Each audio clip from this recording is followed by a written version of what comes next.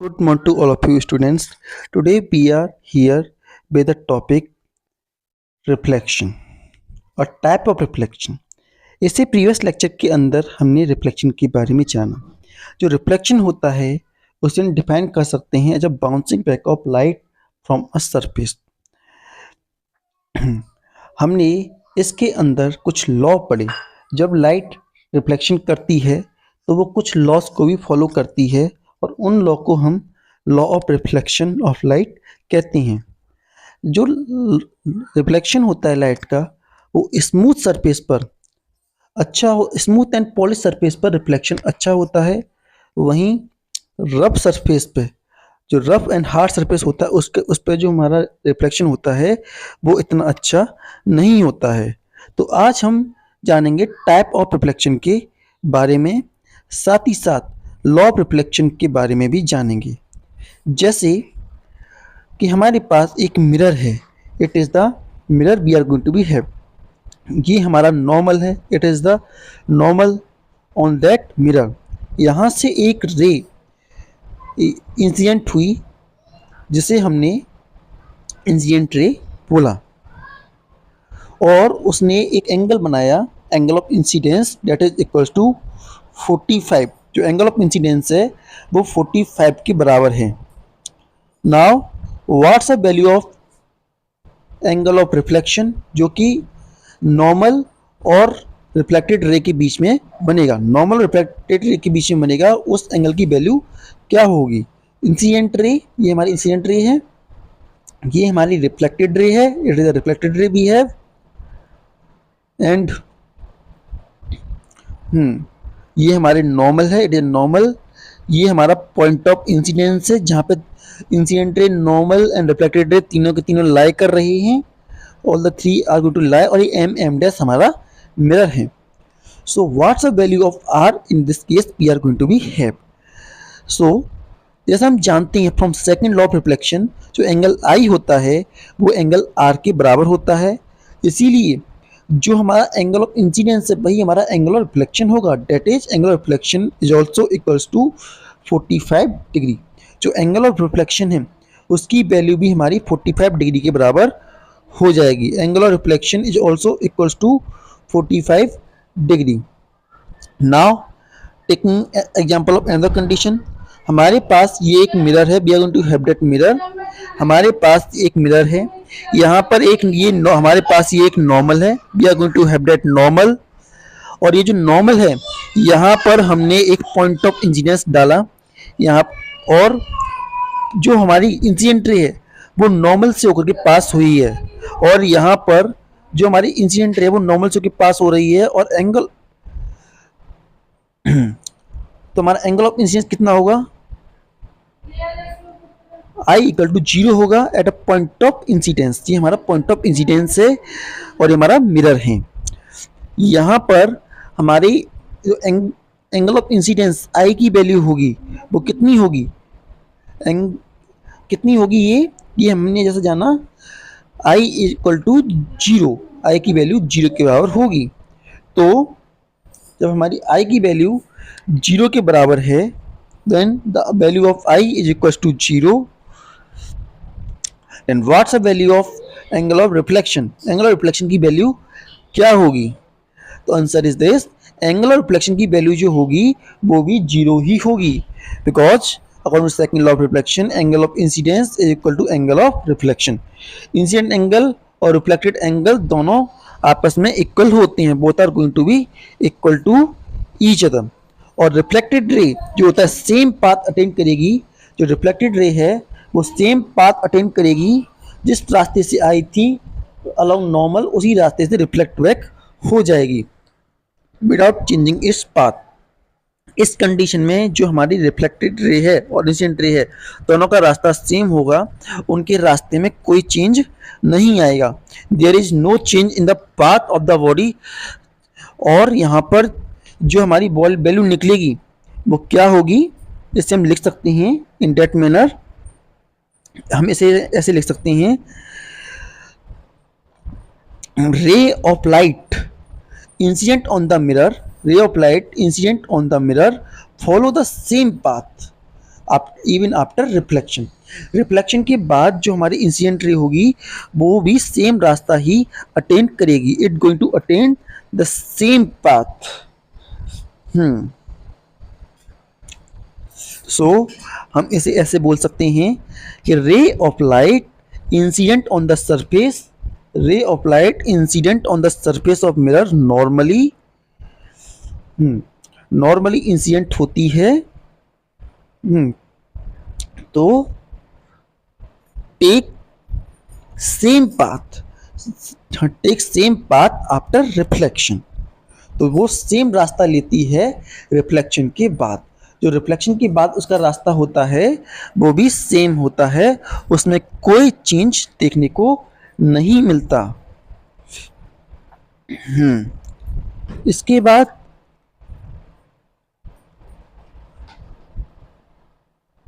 Coming incident रे, जो incident ray आ रही है हमारे पास, जो इंसिडेंट आ रही है उसे हमने कमिंग इंसिडेंट रे बोला है, and reflected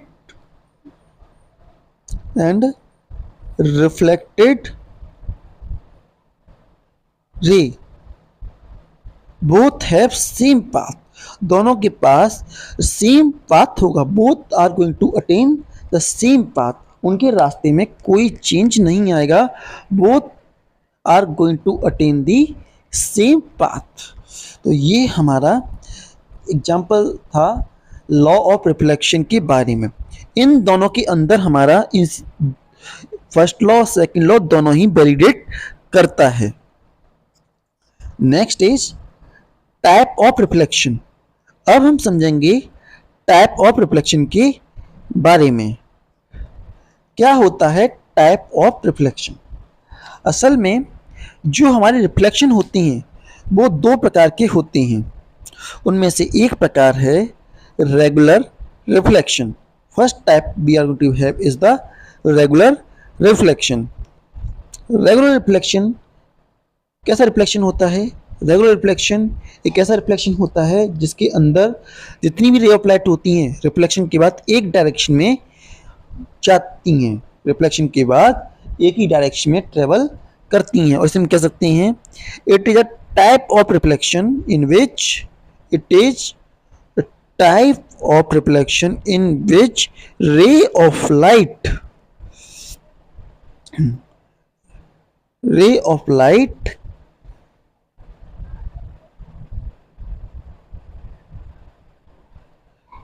incident on the mirror, ray of light incident on the mirror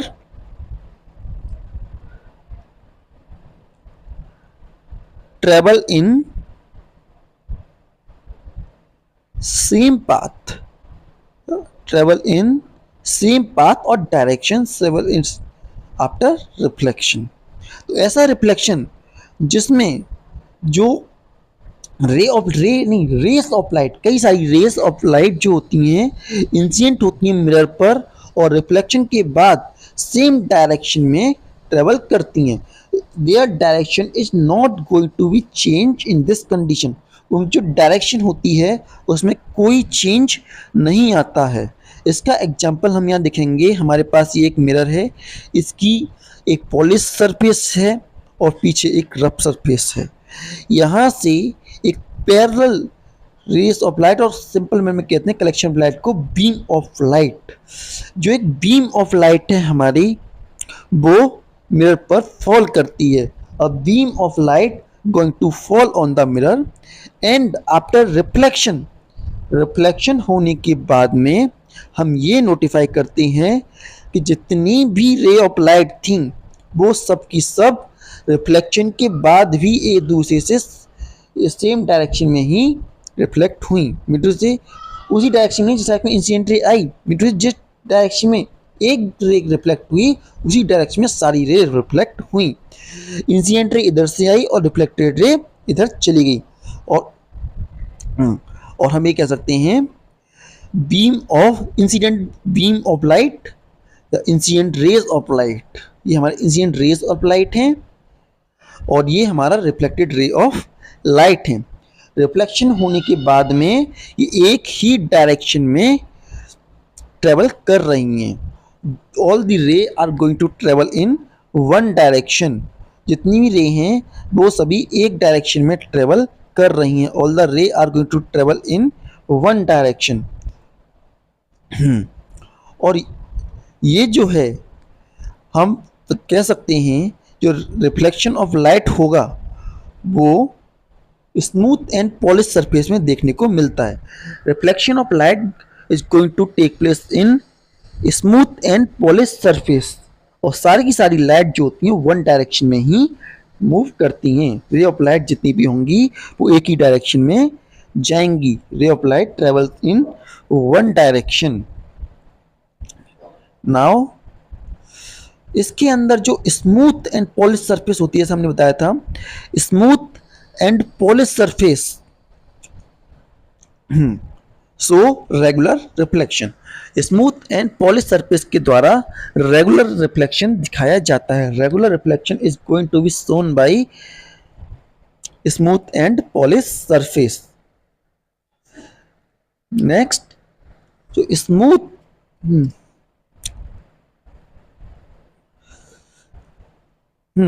smooth and polish surface में इमेज फॉर्मेशन होती है। Image formation is going to take place in case of regular reflection. तो हम लिख सकते हैं in regular reflection image formation takes place. Image formation जो होता है वो होता है, इमेज फॉर्म होती है। Image is going to be form in case of regular reflection. वो कौन कौन सी बॉडी होती हैं जो रेगुलर रिफ्लेक्शन दिखाती हैं? A body that are going to show regular reflection are mirror, plane mirror, mirror भी कहते होते हैं plane mirror, concave mirror, convex mirror. Plane mirror हुआ, कॉनकेव मिरर हुआ, कॉन्वेक्स मिरर हुआ, ये सभी प्रकार के जो मिरर होते हैं ये रिफ्लेक्शन दिखा सकते हैं। All this type of mirror going to show reflection, regular reflection. Still water, जब पानी शांत होता है तो वो भी रिफ्लेक्शन दिखा सकता है। And highly polish surface of metal, एक ऐसा मेटल जिसकी सरफेस जो है हाईली पॉलिश्ड है तो वो भी हमें रिफ्लेक्शन दिखा सकता है। That metal is also going to show regular reflection. इस तरीके के रिफ्लेक्शन के अंदर हमारा इमेज फॉर्मेशन होता है। सिंपल टर्म में हम समझें तो image formation is going to be take place in that type of reflection. इस तरीके के रिफ्लेक्शन में हमारी इमेज फॉर्मेशन हमें देखने को मिलती है। तो हमारी ये जो सरफेस है इसके अंदर एक और बात कि लॉ ऑफ रिफ्लेक्शन जितने भी हैं वो फॉलो होते हैं। हर पॉइंट पे एंगल ऑफ इंसिडेंस जो है एंगल ऑफ रिफ्लेक्शन के बराबर होगा। Angle of incidence angle of reflection के बराबर होगा। जितनी भी हमारी रे आ रही हैं अगर वो रेगुलर रिफ्लेक्शन है तो सबके लिए एंगल आई और एंगल आर की वैल्यू सेम होगी। अगर हम मानते हैं कि कोई भी 30 डिग्री का इंसिडेंट एंगल है एक रे का, तो बाकी जितनी भी रे हैं उन सबका जो एंगल होगा इंसिडेंट रे का, रिफ्लेक्टेड रे का, वो भी 30 डिग्री का एंगल ही होगा। Same I in same R, जैसा एंगल ऑफ इंसिडेंस होगा वैसा ही एंगल ऑफ रिफ्लेक्शन होगा। इसमें कोई चीज़ नहीं आएगा। इसमें जो लॉ ऑफ रिफ्लेक्शन होते हैं वो कंप्लीटली फॉलो किए जाते हैं। इसके बाद हमारा नेक्स्ट टाइप ऑफ रिफ्लेक्शन होता है डिफ्यूज रिफ्लेक्शन और इर्रेगुलर रिफ्लेक्शन। अब हम समझेंगे डिफ्यूज रिफ्लेक्शन क्या होता है और इर्रेगुलर रिफ्लेक्शन क्या होता है। डिफ्यूज रिफ्लेक्शन और इर्रेगुलर रिफ्लेक्शन इस प्रकार का रिफ्लेक्शन होता है जिसमें बीम ऑफ लाइट और कलेक्शन ऑफ लाइट और सिंपल में लिखें तो rays of light are going to be scattered in different direction. जो रे ऑफ लाइट होती हैं वो अलग अलग डायरेक्शन में स्कैटर्ड हो जाती हैं रिफ्लेक्शन के बाद। सो हम इसे कह सकते हैं it is a type of reflection, it is a type of reflection in which ray of light get scattered in different direction। जो रे ऑफ लाइट होती हैं वो अलग अलग डायरेक्शन में स्कैटर्ड हो जाती हैं। Ray of light going to get scattered in different direction, उनकी डायरेक्शन अलग हो जाती है।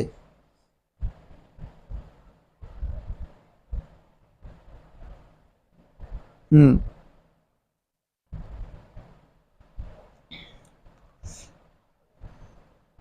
तो हम इसे कह सकते हैं, it is a type of reflection in which incident rays reflected in different direction after reflection.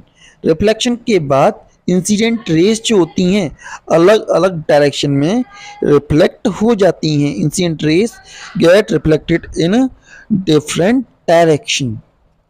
इसके लिए हम एक मिरर लेंगे जो कि टूटा हुआ होगा या डिफ्यूज्ड होगा। ये हमारा पॉलिश साइड है और एक साइड इसकी स्मूथ साइड है, और जो पॉलिश साइड है वो थोड़ी सी ब्लंट हो चुकी है, खराब हो चुकी है, कुछ खराब हो चुकी है। अब क्या हुआ कि अब इस साइड पर हमारी रेस ऑफ लाइट आएंगी। We have rays of light going to fall there. Rays of light जो हैं यहाँ फॉल की। अब जब रे ऑफ लाइट फॉल की तो हमने देखा एक इधर गई, एक उधर गई, एक अलग अलग डायरेक्शन में ट्रेवल करते हुए हमें नजर आ रही हैं। कोई भी रे ऑफ लाइट सेम डायरेक्शन में नहीं जा रही। जितनी भी रे ऑफ लाइट हैं उनके पाथ में चेंज आ गया। There is a change in the path of light. जो हमारा लाइट है, उन जो बीम ऑफ लाइट थी उसकी जितनी भी रेस थी उन सब के रास्ते में चेंज आ गया। वो अलग अलग डायरेक्शन में जाकर के स्कैटर्ड हो गई हैं।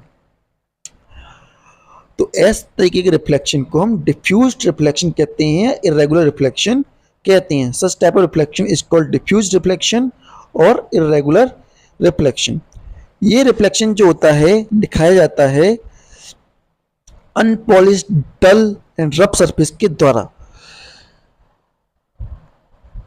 तो हम कह सकते हैं unpolished dull surface, unpolished rough and dull surface, so irregular type of reflection. हाँ, जो अनपॉलिश्ड होती है, डल होती है और रफ सरफेस होती है, वो इरेगुलर टाइप ऑफ रिफ्लेक्शन दिखाती है।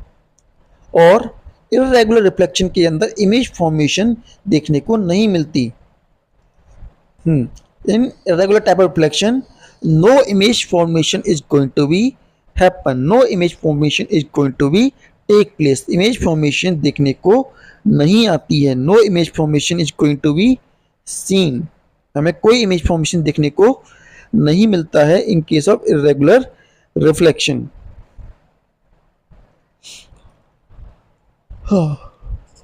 जो डिफ्यूज्ड ऑब्जेक्ट होते हैं वो लार्ज नंबर में होते हैं। इस बात का भी हमें ध्यान रखना पड़ेगा। इनके अंदर कोई इमेज फॉर्मेशन भी नहीं होती है। No image formation going to take place and they are also going to be in large number. ये बहुत ज़्यादा नंबर में होते हैं। They are going to be in very large number. एक और बात, जो डिफ्यूज रिफ्लेक्शन है, इरेगुलर रिफ्लेक्शन है, वो इस वजह से नहीं है क्योंकि हमारा लॉ ऑफ रिफ्लेक्शन फेल कर गया। असल में हर एक इंडिविजुअल रे के लिए एंगल आई और एंगल आर बराबर हैं। Angle of incidence, angle of reflection बराबर हैं। रे 1 के लिए, रे 2 के लिए, रे नंबर 1, रे नंबर 2, हर किसी का एंगल ऑफ इंसिडेंस और एंगल ऑफ रिफ्लेक्शन बराबर है। लेकिन बात ये होती है कि कोई रे थोड़ा ज़्यादा अंदर चली गई, कोई रे ऊपर ही ऊपर रिफ्लेक्टेड हो गई, कोई ज़्यादा अंदर चली गई। इस वजह से केवल जो एंगल हैं, एंगल ऑफ इंसिडेंस में चेंज आया, और जब एंगल ऑफ इंसिडेंस के अंदर हमें चेंज देखने को मिला तो हमारा एंगल ऑफ रिफ्लेक्शन भी बदल गया। बाकी उसमें और कोई चेंज देखने को नहीं मिलता है। जो हमारा इमेज फॉर्मेशन, जो हमारे लॉ ऑफ रिफ्लेक्शन थे, दोनों लॉ ऑफ रिफ्लेक्शन वो पूरी तरह से सेटिस्फाइड होते हैं दोनों तरीके के रिफ्लेक्शन में, रेगुलर रिफ्लेक्शन में भी और इरेगुलर रिफ्लेक्शन में भी। दोनों तरीके के रिफ्लेक्शन में हमारे दोनों लॉ वैलिड होते हैं। तो इरेगुलर रिफ्लेक्शन किस किस द्वारा दिखाया जाता है? Irregular reflection is going to be shown by pen, chalk क्योंकि इनकी सरफेस डल रफ होती है, अनपॉलिश्ड होती है, desk, chair, house, buildings, and many of things. उसमें से जो मिट्टी होती है वो भी हमारे लिए इसमें आ सकती है। ये सब चीज़ें जो होती हैं वो इरेगुलर रिफ्लेक्शन शो करती हैं। All this type of body show irregular type of reflection. इन सब बॉडी के अंदर इरेगुलर टाइप ऑफ रिफ्लेक्शन देखने को मिलता है। And most of the body show irregular type of reflection. ज़्यादातर जो बॉडी होती हैं वो इरेगुलर टाइप ऑफ रिफ्लेक्शन दिखाती हैं। तो हम कह सकते हैं most of the object of body show irregular type of reflection. और in this type of reflection light going to scattered or reflect in all direction। rays of light, not single light। हम एक बात दोबारा बोल रहे हैं, ray of light नहीं, rays of light going to scattered in different direction। and it is because they are visible to us। इसीलिए हम इन ऑब्जेक्ट को देखने के कैपेबल हो पाते हैं। नाउ अब हम थोड़ा सा रिवाइज कर लेते हैं हमने क्या क्या सीखा। आज हमने जाना लॉ ऑफ रिफ्लेक्शन के बारे में। हमने लॉ ऑफ रिफ्लेक्शन के कुछ एग्जांपल लिए। हमने देखा incident ray, normal and reflected ray at the point of incident same plane पर लाइक करते हैं। साथ ही साथ एंगल ऑफ इंसिडेंस जो होता है वो एंगल ऑफ रिफ्लेक्शन के बराबर होता है। Angle of incidence is equal to angle of reflection. So angle i अगर 45 है तो एंगल आर भी 45 के बराबर होगा। इसी तरीके से अगर हमारी इंसिडेंट रे नॉर्मल होकर के पास हो रही है, तो पॉइंट ऑफ इंसिडेंस नॉर्मल से के पास हो रही है, तो रिफ्लेक्शन के बाद वो सेम पाथ अटेंड करेगी। और एंगल ऑफ इंसिडेंस उसका आई इक्वल टू 0 है तो एंगल ऑफ रिफ्लेक्शन भी उसका 0 के बराबर होगा। सो हम कह सकते हैं ray of light on the surface of mirror normally take same path by after reflection and coming incident ray and reflected ray both have same path. दोनों के पास सेम पाथ होगा। उसके बाद टाइप ऑफ रिफ्लेक्शन में हमारे पास दो तरीके का रिफ्लेक्शन था, एक रेगुलर रिफ्लेक्शन और एक डिफ्यूज रिफ्लेक्शन। रेगुलर रिफ्लेक्शन ऐसा रिफ्लेक्शन होता है जिसके अंदर रिफ्लेक्शन के बाद इंसिडेंट रे एक ही डायरेक्शन में ट्रेवल करती है। या फिर हम ऐसे भी कह सकते हैं it is the type of reflection in विच रे of light incident on mirror travel in same direction after reflection. And smooth and polish surface जो होती है इस तरह का रिफ्लेक्शन दिखाती हैं। इरेगुलर सरफेस में इमेज फॉर्मेशन जो रेगुलर रिफ्लेक्शन में इमेज फॉर्मेशन होती है। Mirror still water highly polish surface हमें रेगुलर रिफ्लेक्शन दिखाती हैं। वहीं डिफ्यूज्ड और इरेगुलर टाइप ऑफ रिफ्लेक्शन के अंदर डिफ्यूज्ड और इरेगुलर टाइप ऑफ रिफ्लेक्शन है तो ऐसे रिफ्लेक्शन के अंदर जो इंसिडेंट रे होती है अलग डायरेक्शन में चली जाती है after reflection. And unpolished surface जो होती हैं हमें इस तरह का रिफ्लेक्शन दिखाती हैं। इनके अंदर कोई इमेज फॉर्मेशन नहीं होता है। और पेन, चौक, डेस्क ये सब जो होते हैं इरेगुलर टाइप ऑफ रिफ्लेक्शन है। और ज़्यादातर ऑब्जेक्ट जो हमारे इरेगुलर टाइप के ही होते हैं और ये हर डायरेक्शन में लाइट को स्कैटर करते हैं। ये जितने भी ऑब्जेक्ट होते हैं हर डायरेक्शन में लाइट को स्कैटर कर देते हैं और इसी कारण से हम इन ऑब्जेक्ट को देखने के कैपेबल हो पाते हैं। So note it down.